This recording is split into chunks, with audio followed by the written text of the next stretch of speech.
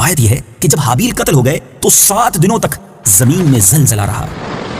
اور وحوش و طیور اور درندوں میں، یعنی پرندوں، جانوروں اور درندوں میں ایک اضطراب اور بے چینی پھیل گئی، اور قابیل جو بہت ہی گورا اور خوبصورت تھا،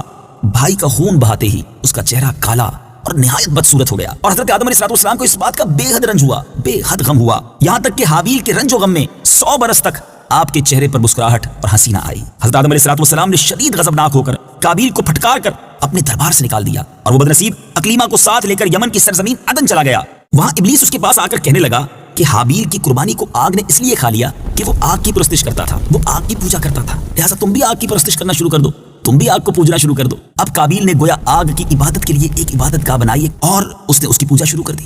میٹھے اسلامی بھائیوں، یہ دنیا میں پہلا شخص تھا جس نے آگ کی پوجا کرنا شروع کی۔ یہ روئے زمین پر پہلا شخص تھا جس نے اللہ تعالیٰ کی نافرمانی اور سب سے پہلے زمین پر خون ناحق کیا، اور یہ پہلا وہ مجرم ہے جو جہنم میں سب سے پہلے ڈالا جائے گا۔ حدیث پاک میں آتا ہے کہ روئے زمین پر قیامت تک جو بھی خون ناحق ہوگا، قابیل اس میں حصہ دار ہوگا، کیونکہ اسی نے سب سے پہلے قتل کا دستور نکالا۔ اور قابیل کا انجام یہ ہوا کہ اس کے ایک لڑکے نے، جو کہ ایک اندھا تھا، اس نے پتھر مار کر قتل کر دیا، اور یہ بدبخت نبی زادہ ہونے کے باوجود آگ کی پرستش کرتے ہوئے کفر و شرک کی حالت میں اپنے ہی لڑکے کے ہاتھوں مارا گیا۔